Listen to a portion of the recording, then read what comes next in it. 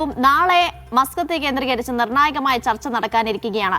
തുർക്കിയിൽ നടക്കേണ്ടിയിരുന്ന ചർച്ച അത് ഇറാന്റെ ഇടപെടലാണ് മസ്കത്തിലേക്ക് മാറ്റുന്നത്. അങ്ങനെയിരിക്കെ ഇറാനും ഒപ്പം യുഎസിനും ഈ ചർച്ചയിൽ എത്ര കണ്ട പ്രതീക്ഷയുണ്ട്? ചർച്ചയിൽ സ്വാഭാവികമായി ഉണ്ടാകേണ്ട പ്രതീക്ഷകൾക്ക് ഉപരിയായ പ്രതീക്ഷകൾക്ക് സ്ഥാനമില്ല. കാരണം വ്യക്തമായ നിലപാടുകളാണ് ഇറാന്റെ ഭാഗത്തു നിന്നും അമേരിക്കയുടെ ഭാഗത്തു നിന്നും ഉണ്ടായിട്ടുള്ളത്. ഇറാൻ പറയുന്നു ആണവായുധങ്ങൾ ഒരുപക്ഷെ ആണവ സമ്പുഷ്ടീകരണം ചെറിയ തോതിൽ കുറച്ചുകൊണ്ടുവരാൻ സന്നദ്ധമാണ്. അതൊഴിച്ച് മറ്റ് കാര്യങ്ങളിൽ ചർച്ചയ്ക്ക് തയ്യാറല്ല. പക്ഷെ അജണ്ട നിശ്ചയിക്കുമ്പോൾ അമേരിക്ക ആഗ്രഹിക്കുന്നത് എല്ലാ കാര്യങ്ങളിലും, അതായത് ബാലിസ്റ്റിക് മിസൈലുകളുടെ കാര്യത്തിൽ, അല്ലെങ്കിൽ ഇറാൻ അവരുടെ പ്രോക്സികളെ, ഹൂതികളെയും ഹമാസിനെയും ഹിസ്ബുള്ളയും ഒക്കെ സഹായിക്കുന്നത് നിർത്തണം എന്ന നിലവാരം, ഭരണമാറ്റം, ഇങ്ങനെയുള്ള കാര്യങ്ങളൊന്നും അംഗീകരിക്കാൻ ഇറാൻ ഭരണകൂടം തയ്യാറായിട്ടില്ല.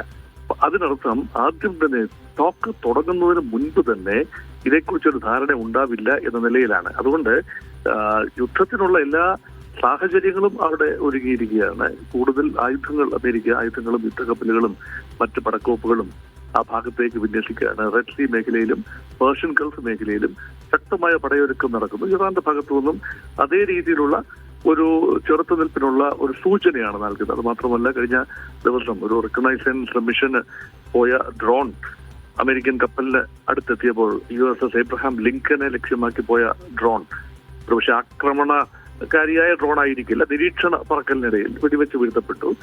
മാത്രമല്ല രണ്ട് ഗൺ ബോട്ടുകൾ യഥാർത്ഥത്തിൽ അമേരിക്കൻ എണ്ണക്കപ്പലിനെ ചേസ് ചെയ്യുകയും അതൊരു യുദ്ധസമാനമായ സാഹചര്യം ഉണ്ടാവുകയും ചെയ്തതാണ്. അവിടെയും തലധാരയിടയ്ക്ക് ആ ഒരു സംഘർഷം വഴി മാറിപ്പോകുന്നു. അതുകൊണ്ട് ആ രീതിയിൽ ഒരു തയ്യാറെടുപ്പ്, ഒരു യുദ്ധസന്നദ്ധരാണ് തങ്ങൾ എന്ന നിലയിലുള്ള ഒരു സൂചനയാണ് ഇറാന്റെ ഭാഗത്തു നിന്നും ഉണ്ടാകുന്നത്.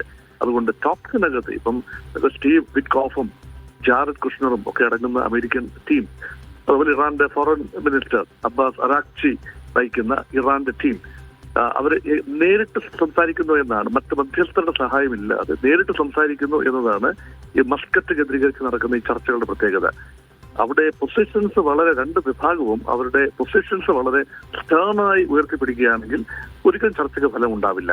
അതേസമയം വിട്ടുവീഴ്ചയ്ക്ക് തയ്യാറാകിരിക്കും, ഇരുഭാഗവും വിട്ടുവീഴ്ചയ്ക്ക് തയ്യാറാകുന്നു എങ്കിൽ ഒരുപക്ഷെ തൽക്കാലത്തേക്ക് മാറിപ്പോകും. അതിന് ഒരു മൂന്നാമതൊരു മധ്യസ്ഥ രാജ്യം ഇല്ലാത്ത സ്ഥിതിക്ക്, ഒമാൻ മധ്യസ്ഥ രാജ്യമാണെങ്കിലും ഒമാൻ നേരിട്ട് ചർച്ചയിൽ പങ്കെടുക്കുന്നുണ്ടോ എന്ന കാര്യത്തിൽ സ്ഥിരീകരണമില്ല. അതുകൊണ്ടൊരു അറബ് പെർസ്പെക്റ്റീവ് പറയാൻ ആരും ഉണ്ടാവില്ല എന്നതാണ് ഇതിന്റെ ഒരു ന്യൂനത.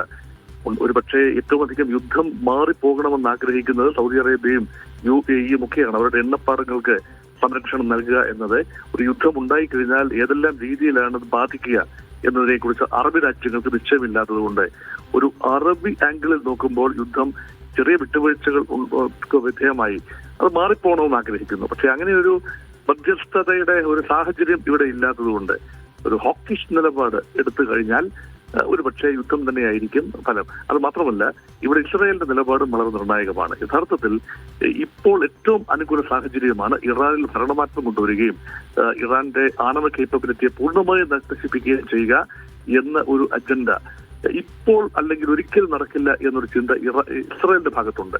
പക്ഷെ അറബി പെർസ്പെക്റ്റീവ് അങ്ങനെയല്ല. അതുകൊണ്ട് ഇവിടെ ഏത് പെർസ്പെക്റ്റീവിനാണ് മുൻതൂക്കം ലഭിക്കുക, അമേരിക്കയുടെ തന്നെ ഓൺ താല്പര്യങ്ങൾ ഏത് രീതിയിലാണ് പ്രതിഫലിക്കുക. ഒരു ഭരണമാറ്റം ഉണ്ടാകണമെന്ന ആഗ്രഹം അമേരിക്കയ്ക്കുണ്ട്. എണ്ണസമ്പന്നമായ ഇറാനിൽ ഒരു വ്യക്തമായ ഭരണമാറ്റം ഉണ്ടാവുകയാണെങ്കിൽ മാത്രമേ അവിടുത്തെ ഓയിൽ നീക്കത്തിന് നിയന്ത്രണം അമേരിക്കയ്ക്ക് സാധ്യമാകൂ. ഇപ്പോൾ ഇറാൻ ചൈന എണ്ണ കച്ചവടം തകൃതിയായി നടക്കുകയാണ്. ഇറാനാണ് ചൈനയ്ക്ക് സിംഹഭാഗം എണ്ണ നൽകുന്നത്, ഇറാനാണ്. ഇറാന്റെ എണ്ണ മറ്റു രാജ്യങ്ങൾക്ക് നൽകാനാവാത്ത അവസ്ഥയാണ്. റഷ്യക്ക് നൽകാനാവില്ല, കാരണം റഷ്യക്ക് എണ്ണ സമ്പന്നമായ രാജ്യമാണ് റഷ്യ. അങ്ങനെ ഇറാൻ വലിയ രീതിയിൽ ബുദ്ധിമുട്ടുകയാണ്. അവിടെ ഭരണകൂട മാറ്റം ഉണ്ടാവുകയാണെങ്കിൽ ഇറാന്റെ എണ്ണ ലോക വിപണികളിൽ വരികയും അത് വലിയ മാറ്റങ്ങൾ ഉണ്ടാക്കുകയും ചെയ്യും എന്ന നിലപാടാണ് അമേരിക്കയ്ക്കുള്ളത്. അതുകൊണ്ടാണ് ഇവിടെ രണ്ട് ഭാഗത്തും കാര്യമായ മാറ്റം പ്രതീക്ഷിക്കുന്നില്ല എന്നതുകൊണ്ടാണ് ഈ നിമിഷം നാളെ നടക്കാൻ പോകുന്ന ചർച്ചകൾക്ക് ഉള്ള ശുഭാപ്തി വിശ്വാസം കുറവാണ് എന്നതാണ് അഭിപ്രായം.